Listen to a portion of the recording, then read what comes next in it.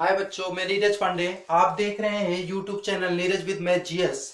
आज मैं चर्चा करूंगा सोशल साइंस से संबंधित क्वेश्चन को। जैसा कि आप सबको पता है कि 3 मार्च 2023 को आपका सोशल साइंस का परीक्षा है, एग्जाम है। तो उसमें कैसे क्वेश्चन आ रहे हैं, किस हिसाब के क्वेश्चन आ रहे हैं, उससे संबंधित मैं ये 11 क्वेश्चन लेके आया हूं, जो आपको और मार्कशीट पे 20 क्वेश्चन का उत्तर देना होता है। मैं आज 11 लाया हूं, इसके बाद और सेशन करा दूंगा। देखिए बच्चों, यहां क्या है कि पहला ही प्रश्न है आपका, वियना संधि हुई थी। ऐसे ही प्रश्न देगा आपको और उसमें आपको क्या करना होता है, टिक करना होता है। देखिए अब भी मैं कई दिनों से लगातार परीक्षाओं में देख रहा हूं कि हाई स्कूल के बच्चे अक्सर गलती कर बैठ रहे हैं। उनको देख रहे हैं, देखने में अगर देखा जाए तो ओमार सीट में इस प्रकार से बच्चों आप ध्यान दीजिएगा, यहां से कैंची का निशान बना रहता है। यहां अगर आप देखें तो यहां आपके कैंची का निशान बना रहता है।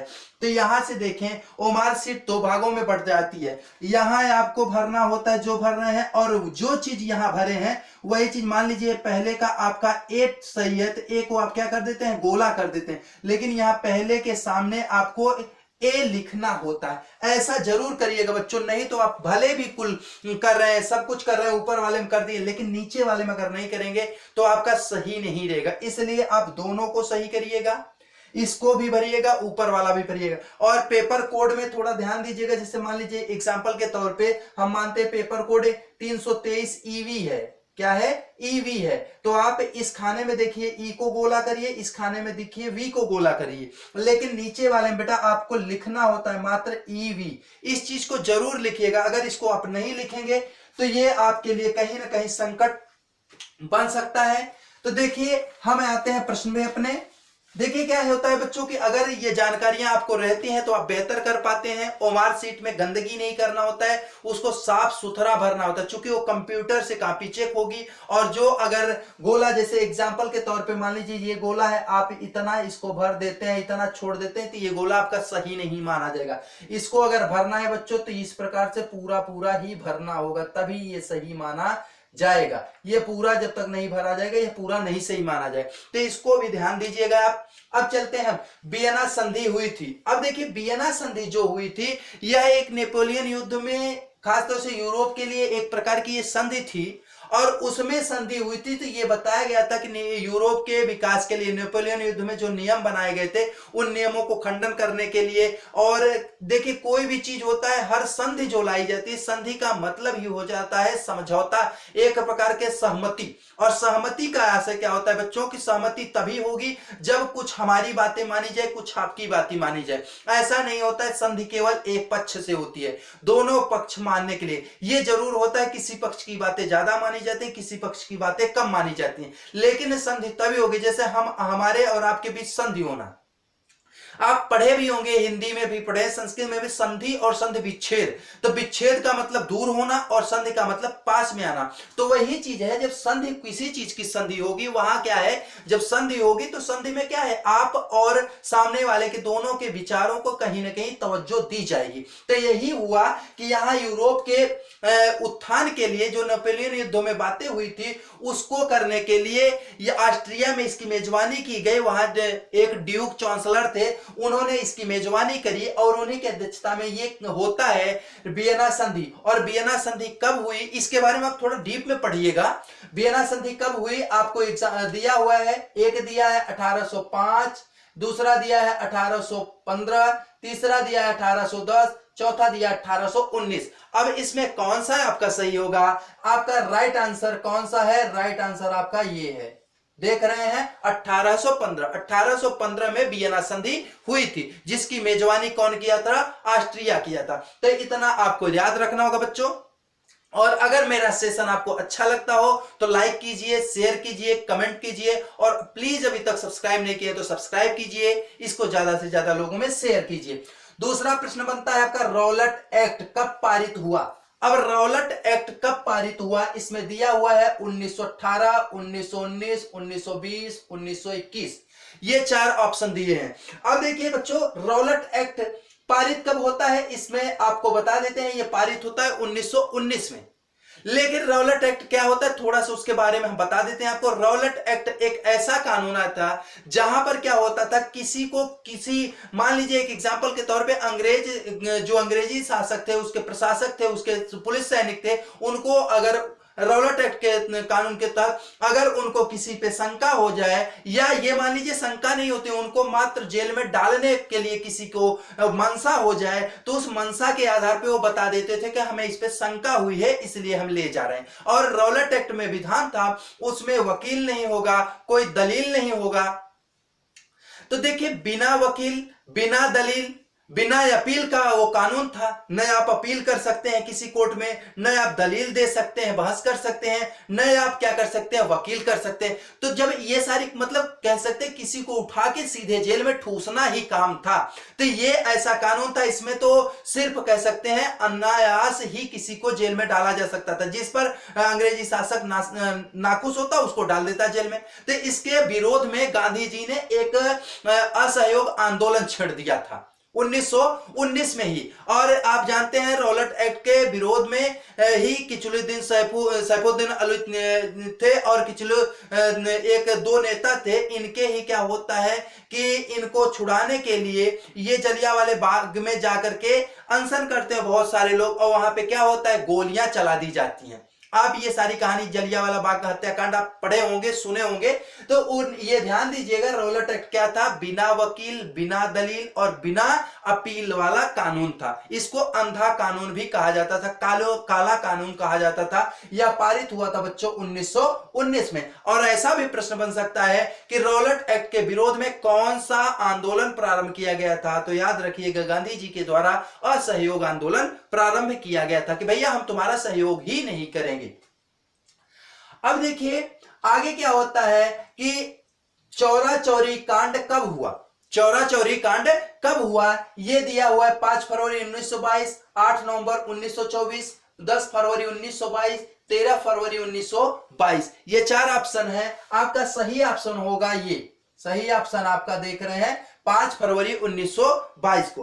होता क्या है बच्चों 5 फरवरी 1922 को, कि असहयोग आंदोलन चल ही रहा था, और ये सब लोग क्या थे कि आंदोलन कर रहे थे। तो कुछ पुलिसकर्मी आते हैं और अनायास ही उन आंदोलनकारियों को परेशान करने लगते हैं।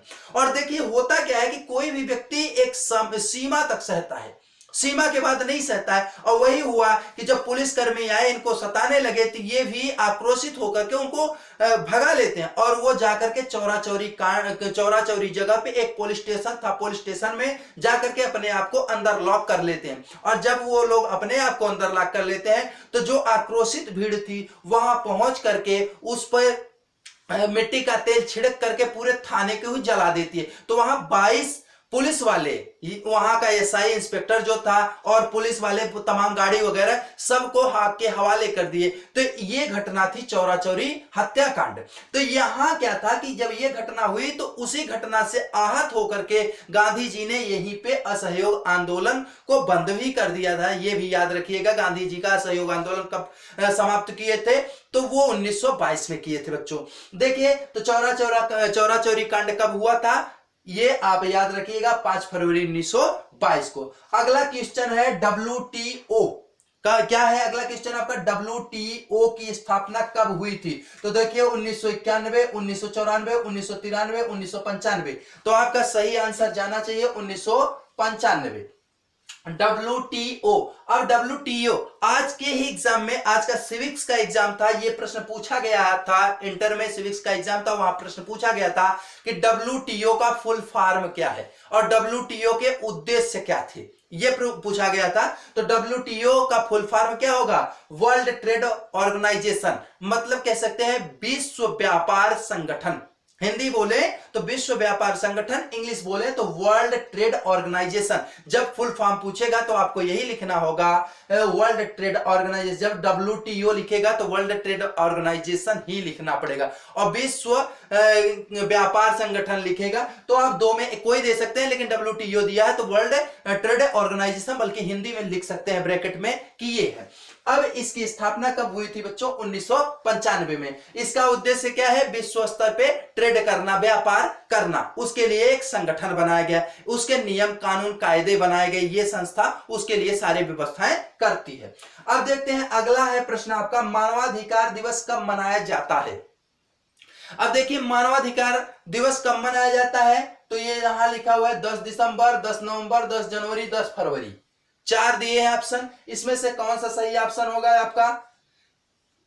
सही ऑप्शन होगा आपका ए 10 दिसंबर। 10 दिसंबर 1948 को क्या होता है? सार्वभौम की घोषणा की जाती है और वहां पर मानवाधिकार मनाने की बात की जाती है। इसी कारण प्रत्येक वर्ष क्या होता है? 10 दिसंबर को मानवाधिकार दिवस मनाया जाता है।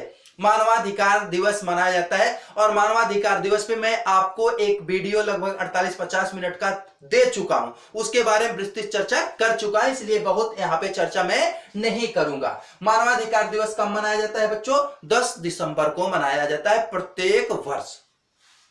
अगली बात है, रबी की फसल नहीं है। रबी की फसल नहीं है, तरबूज, गेहूं, सरसों, जौ। अब देखिए रबी की फसल, फसल का ऐसे क्या होता है? फसल वही है कब वो बोई जाती है, जब वो बोई जाएगी। आप सभी जानते हैं कि अपने यहाँ 3 प्रकार की फसलें होती हैं, रबी की, खरीफ की, रबी की, जायद की। और खरीफ का फसल का ऐसे क्या होता है? जैसे धान हम बोते हैं, तो धान कब बोते हैं? जून जुलाई के महीने में बोते हैं, अक्टूबर नवंबर के महीने में काट लेते हैं। और जो अक्टूबर नवंबर के महीने में हम बोए हैं और जाकर के उसको हम फरवरी मार्च तक काट लें, वह क्या हो जाएगी? हमारी रबी की फसल। खरीफ हुई, फिर रबी हुई। उसके बाद जो गर्मी के महीने में हम लगा देते हैं, मई जून में कह सकते हैं, अप्रैल मई जून जो 3 माह में होता है खेती, तो वह क्या है? आपकी जायद की फसल है। तो यहां देखा जाए बच्चों, जो तरबूज है, यह तरबूज कब बोया जाता है? आप सभी देखते हैं तरबूज का खेती गर्मी के महीने में किया जाता है। तो गर्मी में रबी नहीं होता है, गर्मी में क्या होता है? जायद। तो यहां ये तो निश्चित हो गया कि यह रबी की फसल नहीं है। दूसरा देख लेते हैं, गेहूं। गेहूं कब बोया जाता है? अक्टूबर नवंबर के महीने में ही, थोड़ा लेट लपेट होने पर दिसंबर में भी बोया जाता है। तो ये गेहूं तो निश्चित है रबी की फसल है। सरसों भी रबी की फसल है और जौ भी रबी की फसल है। अतः बच्चों आपका जो रबी का फसल नहीं है वह क्या होगा? तरबूज। याद रखिएगा, ये मैं थोड़ा थोड़ा करके हर सब्जेक्ट से, 4 सब्जेक्ट हैं आपके, history, civics, sociology, history, civics, economics और क्या है आपका? एक है जियोग्राफी। चारों से मैं थोड़े थोड़े 2-2 एक क्वेश्चन उठा के लाया हूं, समावेशित किया हूं कि कैसे कैसे प्रश्न पूछे जाते हैं। आप इसको देखिए और उसी हिसाब से आपको आंसर देने हैं। अगला, यहां तक तो समझ में आया। अब लौह खनिज है, लौह खनिज है, तो देखिए इसमें तो मुझे लग रहा है ये पहला ऑप्शन ही आपका सही है। लौह खनिज क्या है? मैग्नीज जो है यह लौह का खनिज है। बॉक्साइट नहीं है, यह एल्युमिनियम का होता है। सोना खुदे तत्व है। अभ्रक ये भी नहीं है, अभ्रक का अयस्क बोला जाता है, ठीक ना। यह बॉक्साइट नहीं है, सोना खुद का तत्व हो, यह है ही नहीं। तो यहां कह सकते हैं यह लौह का खनिज कौन है? मैग्नीज। अब देखिए बच्चों, नगर निगम के प्रमुख को कहते हैं, नगर निगम के प्रमुख को कहते हैं नगर निगम। यहां ध्यान दीजिएगा क्या कह रहा है? नगर निगम के प्रमुख को कहते हैं। तो आपको आंसर देना है क्या क्या है? चेयरमैन, देखिए बच्चों क्या है? चेयरमैन, मेयर, नगर प्रधान और क्या है? नगर अधीक्षक। ये प्रश्न है आपका। तो यहां ध्यान दीजिएगा क्या कह रहा है? नगर निगम के प्रमुख को क्या कहते हैं? चेयरमैन कहते हैं या मेयर कहते हैं? ध्यान दीजिएगा, नगर निगम और नगर पंचायत।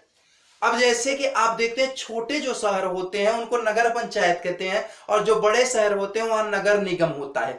जैसे इलाहाबाद नगर निगम है और कोरांव क्या है? जैसे मेरे एरिया में कोरांव है, कोरांव नगर पंचायत है और वो क्या है? टाउन एरिया है ये, वो क्या है? नगर निगम है।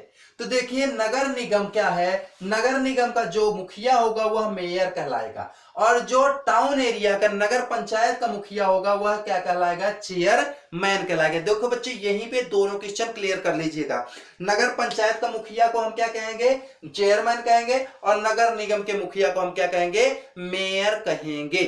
अब अगला प्रश्न है आपका, संविधान की अनुसूची 8 में कितने भाषाएं हैं। अब देखिए संविधान की अनुसूची 8 में कितनी भाषाएं हैं, तो पहले यही जान लीजिए संविधान में अनुसूचियां कितनी है बच्चों, 12 अनुसूचियां हैं, जो 12 अनुसूचियों को अलग से मैं पीडीएफ प्रोवाइड करवा चुका हूं आपको। उसके बाद उसमें कितनी भाषाएं हैं, चूंकि अनुसूची 8 में किसकी चर्चा की गई है, संविधान में वर्णित भाषाओं की चर्चा की गई है, या आर्टिकल 243 से कह सकते हैं आपको 343 से लेकर के 351 तक ये फैला हुआ है, तो 351 52 तो उसके 51 तक, तो यहां ही इसका पूरा जो विस्तार हुआ है, तो इसकी चर्चा किसमें की गई है, यह चर्चा की गई है अनुसूची 8 में। अब अनुसूची 8 में कितनी भाषाएं हैं, अभी वर्तमान की बातें कर रहा है तो वर्तमान में 22 भाषाएं हैं, 23 14 15 ऐसा दिया है। लेकिन अगर ऐसा प्रश्न पूछ ले अनुसूची 8 में मूल संविधान में कितनी भाषाएं थी, तो आंसर होगा 14। मूल संविधान में कितनी भाषाएं थी, वह 14 होगा। अनुसूची 8 में उद्धृत मूल संविधान में भाषाओं की संख्या कितनी होगी, 14, और आज पूछा जाए तो 22। अब आगे है कांग्रेस का गठन वर्ष। कांग्रेस का गठन कब किया गया था, तो आप सभी जानते हैं कांग्रेस का गठन 1885 ईस्वी में किया गया था। कब किया गया था बच्चों, 1885 ईस्वी में किया गया था, ए.ओ. ह्यूम द्वारा। ए.ओ. ह्यूम के द्वारा संस्थापक वही थे। अब उसके बाद आगे प्रश्न बनता है मनरेगा कब लागू हुआ। मनरेगा कब लागू हुआ, मनरेगा एक था नरेगा और दूसरा था मनरेगा, ध्यान दीजिएगा बच्चों। मनरेगा कब लागू हुआ, 2009 2005 2007 2010। तो देखिए आप सभी जानते हैं 2 अक्टूबर 2009 को यह मनरेगा लागू हुआ था, मनमोहन सिंह की सरकार में। अब लेकिन मनरेगा, ये प्रश्न यहां से 2-3 प्रश्न बनेंगे बच्चों, ध्यान दीजिएगा। मनरेगा किसको हटा करके लाया गया था, तो याद रखिएगा नरेगा की जगह मनरेगा लाया गया था। अब ये पूछ सकता है मनरेगा की फुल फॉर्म बताइए, मनरेगा का पूरा नाम बताइए, या नरेगा का पूरा नाम बताइए। और ये प्रश्न भी बन सकता है नरेगा कब पारित हुआ था, नरेगा कब लागू हुआ था। तो देखिए एक प्रश्न में आपके कई सारे प्रश्न बन रहे हैं। तो नरेगा की अगर बात करी जाए बच्चों, तो नरेगा 7 सितंबर 2005 को लागू किया गया था। ये नरेगा किया गया था, ध्यान दीजिएगा, नरेगा 7 सितंबर 2005 को लागू किया गया था। और नरेगा का अगर फुल फॉर्म देखते हैं तो क्या हो जाएगा, न मतलब एन और फिर क्या एन आर, न रेगा GA, ये होगा NREGA.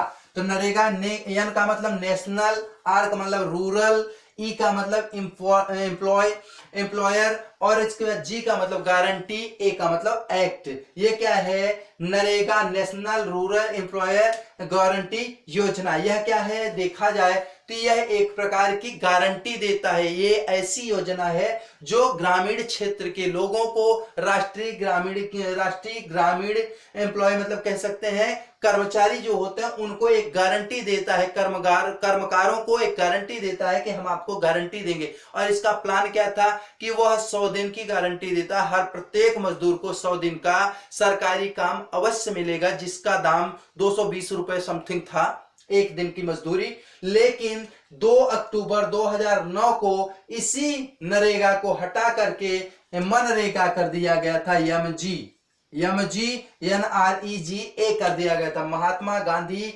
National rural employer guarantee योजना एक्ट किया गया था। एक्ट माने कानून कह सकते हैं, ये लाया गया। तो बच्चों देखिए यहां तक जहां तक मुझे लगा कि इतने क्वेश्चन महत्वपूर्ण हैं, इसको मैं आपके सामने प्रस्तुत किया। यदि आपको अच्छा लग रहा हो तो लाइक कीजिए, शेयर कीजिए, सब्सक्राइब कीजिए, और बेल आइकन को अगर आपको अच्छा लगता हो तब बेल आइकन को जरूर प्रेस कीजिए, जिससे मेरी हर एक लेटेस्ट वीडियो आप तक पहुंचती रहे और आप इस ज्ञान गंगा में गोता लगाते रहें। सभी बच्चों को bye, good night, take care.